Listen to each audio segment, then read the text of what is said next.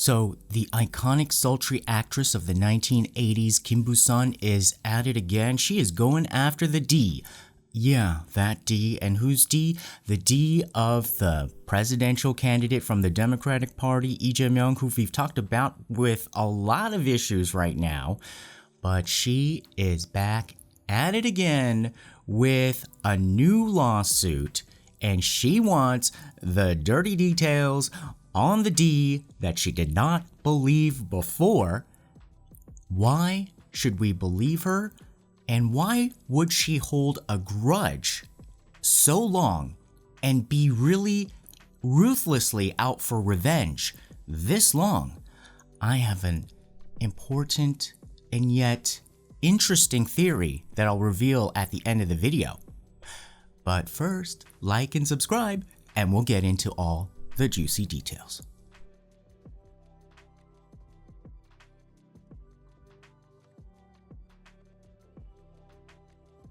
So who is Kim Busan? Kim Busan is a legendary famous actress of a particular age. Maybe you can consider her Korea's Sophia Loren, but that may be a little bit generous according to, I don't know, whoever, like what kind of film critics you are, but you kind of get my point, like what kind of feelings you might get.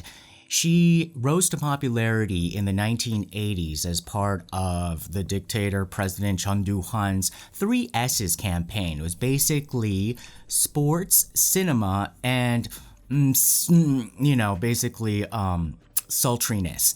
And that was essentially his campaign to distract the masses in order to continue his lynchings and kidnappings and just doing all sorts of craziness. And so she became very famous through that, and then she kind of led more of a quiet life. Anyhow, fast forward to 2007. She claims that from 2007 to 2009, she had an affair with presidential candidate Lee Jae-myung while he was in more of the infancy of his political career or his law career.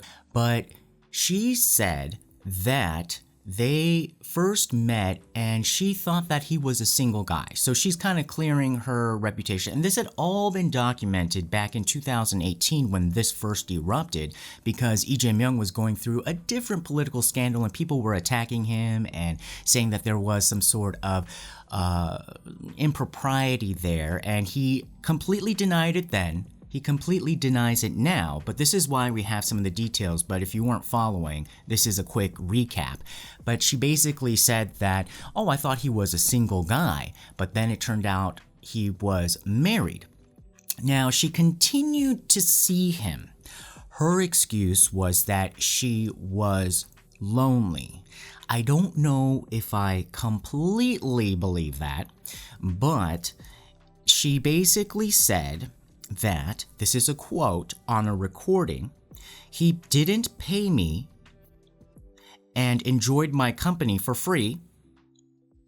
I tried to protect him and lied about our relationship twice after the scandal was reported, but he is now painting me as a patient suffering from mythomania. So mythomania is basically like lying, just compulsively lying.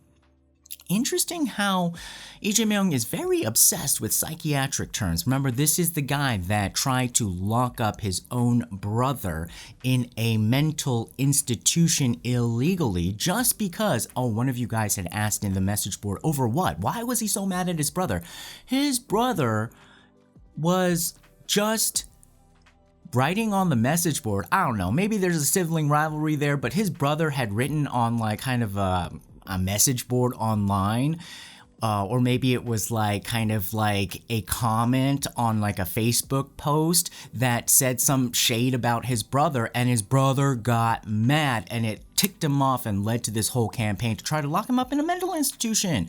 So there's some other YouTubers saying okay, well, once if he becomes president, there's gonna be a lot of busy doctors because of all the comments that people have online, because he's gonna be trying to lock up everybody for putting up messages on on whatever, Facebook, Instagram, TikTok, who knows.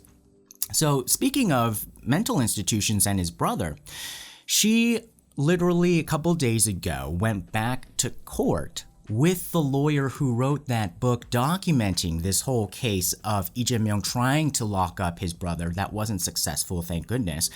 But he was a lawyer who documented this book, this whole case, and she went to court and filed a new lawsuit because she wanted the receipts of a medical examination that Lee Jae-myung underwent in 2018 to prove his innocence that I never had an affair. Now, why did he have to go through a medical examination of his D? Well, during this whole controversy that Kim Bu-seon did not bring this up. She was kind of dragged into this because this was like a political fight that people were attacking Lee Jae-myung about, like, you know, with his own kind of like, you know, political troubles. And they were like, oh, well, you had an affair with this actress, didn't you? And she seemed like, oh, this is my opportunity to finally get revenge. Why? I'll get to that later. But basically, she said that, you know what? He's denying this affair. How dare you? How dare he deny this affair? Because I know exactly what's going on down there. And there is a mole in this location, as God is my witness, you know? So she was basically saying, that's your smoking gun right there. If you want, you know, to verify it, I'm not a liar. Go check the D, and there is a mole. So, you know, Lee Jae-myung is a different type of politician, and that is actually part of his charm, and that is why he is a little bit more popular. He's like, fine, I'll go get it checked. But he gets it, he is now being accused by her especially of being like kind of like frank and, you know, like forthright. So some people think of that as very refreshing, as being honest. And refreshing, and when you say that as refreshing, that is kind of also called 사이다, like 7-Up, or like that's kind of very clear. Sometimes that means like it's blunt, or it can also mean that it is also straightforward and honest. So basically, Lee Jae-myung is a different type of politician, and he likes to confront things head on. Like I said, he apologizes profusely right at the beginning to essentially curtail a scandal from blowing up. That's the calculation. But to the public, they kind of see it as like, oh my gosh, he's being so open and honest. And so that has given him a reputation of what Koreans term as 사이다, which basically means cider, which basically means like a 7-Up. So if you come to Korea, you want a 7-Up, you'll basically say 사이다. And that becomes a kind of a brand for him. He is the kind of the honest, the upfront politician, although these days people are like, I don't know, that might actually be kind of like a mask that he's wearing. And definitely that is what she is attacking right now, definitely in this lawsuit. And so back in 2018, he definitely took on this 사이다 approach. And he's like, fine, I'll go to a hospital and I'll have the D checked, and we'll see if there is a mole there or not. So he went to a hospital, Aju University, which, by the way, is a wonderful hospital, amazing. I've been there myself, and I would say it's top notch. It's super famous for its trauma center and whatnot. So I love that hospital, but people are saying the doctor that he went to, he may have had a relationship with. Also, that hospital is within his district. So he was the governor of Gyeonggi province, and that hospital is within that district.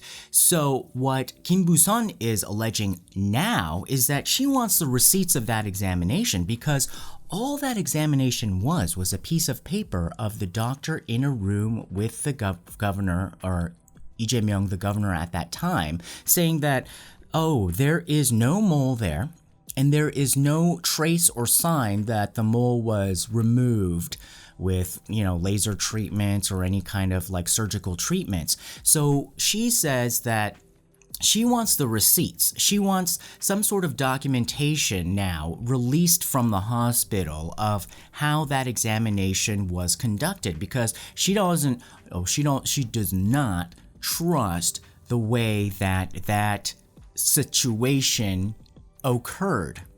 And so that is the lawsuit that had just been filed a couple of days ago. And so she going after the D again because she does not trust him. Of course, this does seem like a big media play because we just had the publication of the book. The same lawyer who wrote the book is now teaming up with Kim Busan, who definitely has an axe to grind, and they're going after the D.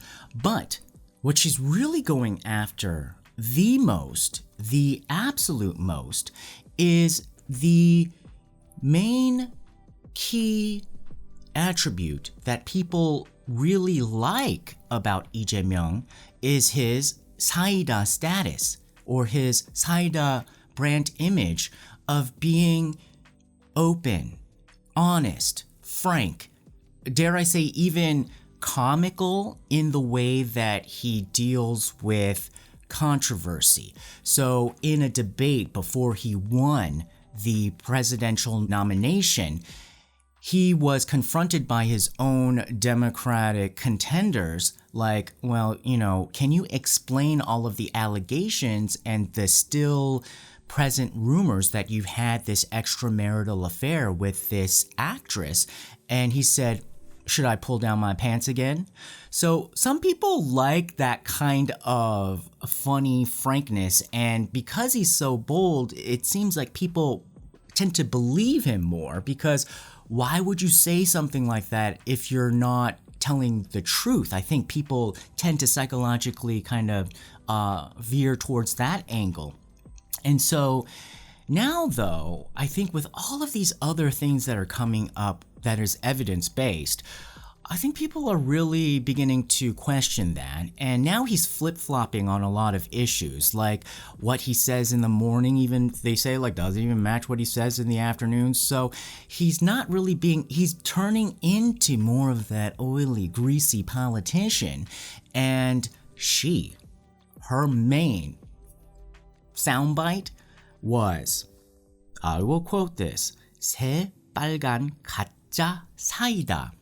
I'm like, what is this? I mean, like, that doesn't seem, so basically that means like scarlet red fake saida or 7-Up.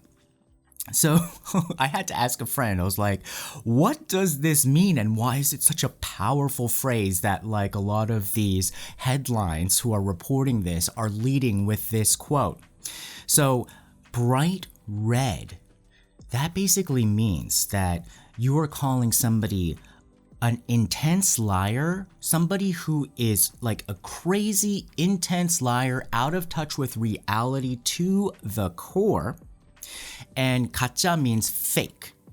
And 사이다, like I said, was basically somebody who is straightforward, and objectively it could kind of mean like, oh my god, he's so blunt, like to the point where like, oh, it's not that good. But then on the other hand, where it's been applied to him so far is that, oh, I like that because he's so kind of clear, refreshing, and just like honest.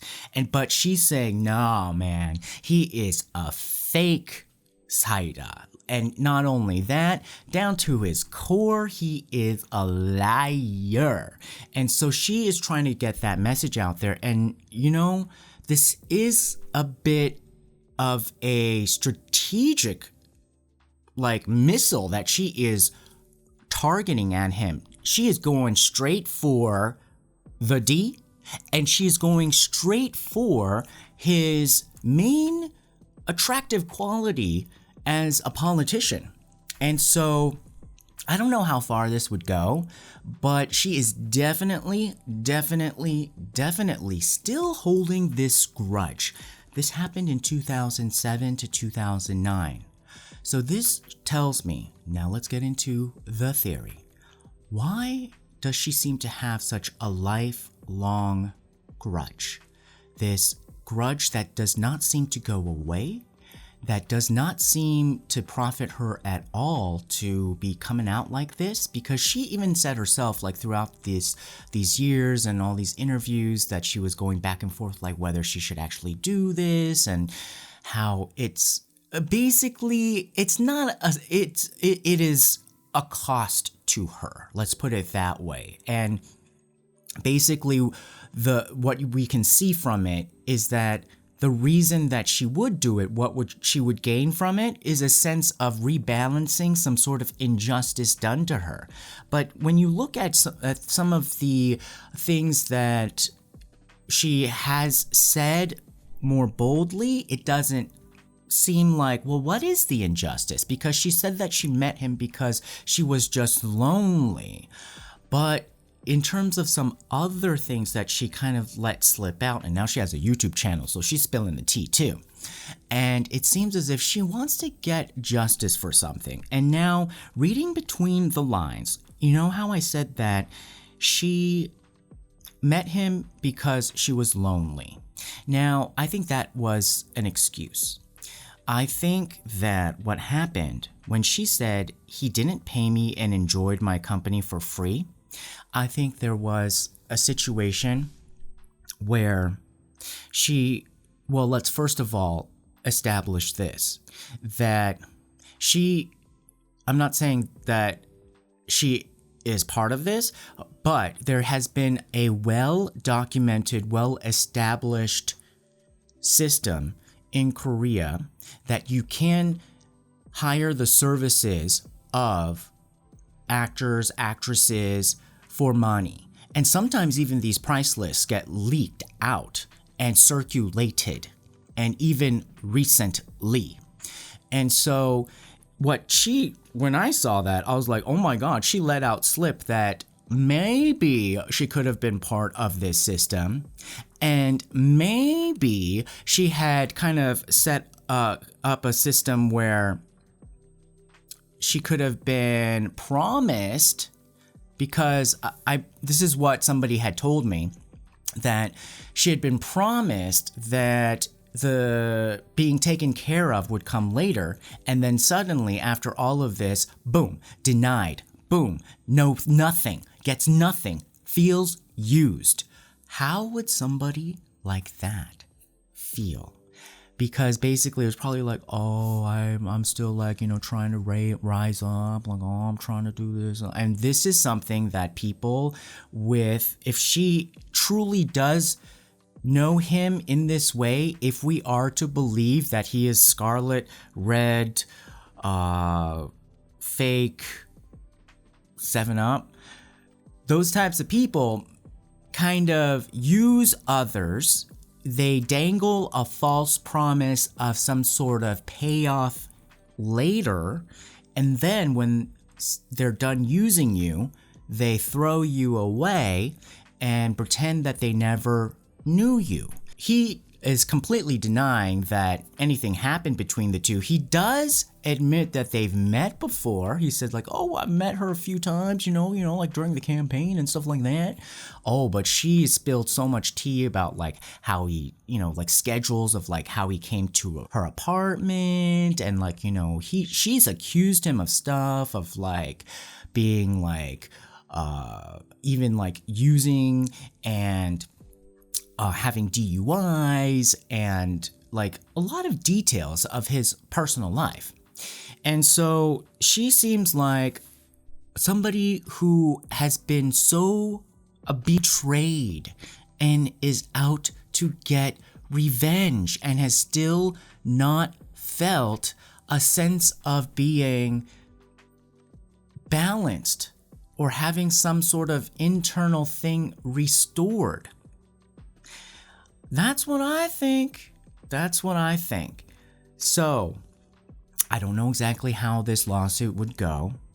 And there is a number attached, about $300,000. And so usually, I don't know if it's really about the money, although, she definitely could use the money. But usually in lawsuits, like even if you're fighting for justice, I'll just give you a tip. You have to, like, the legal system doesn't understand, like, well, I just want to make a point. They don't really understand that. It has to be tied to some sort of like, yeah, but what's the damage? It doesn't understand like a damage to my emotion. It can't understand that. It has to have some sort of, yes, but how does it have a material damage financially? How can we calculate that? And if there is some sort of law that applies to some sort of material financial damage, then okay, now we can begin and press play. And so that's maybe why they're putting a number to it. But I think she consistently has been more about like, there's been some underlying thing that she just wants to kind of get off her chest. And wow. And she has quoted, she said that she's doing this for the country, because she said that, I've got to know him, and if he became the president, he would be worse than Park Geun-hye. So that's her position. That is her position. And I don't know what you guys think, but I just thought that it's very interesting that the timing had just come right at the new year, right after the book was published and become the bestseller. Okay, like, it's sold even more since the time that I made the video on the book, Goodbye, Lee Jae-myung. So you guys check it out. I just wanted to let you guys know what was happening with that situation. So let me know what you think. Like, share, subscribe. Don't forget to subscribe and hit the like button. And I'll see you guys again soon. Bye-bye. Tune in next time. Don't forget to subscribe. Find us on YouTube, Instagram, Twitter, and Facebook. Love you.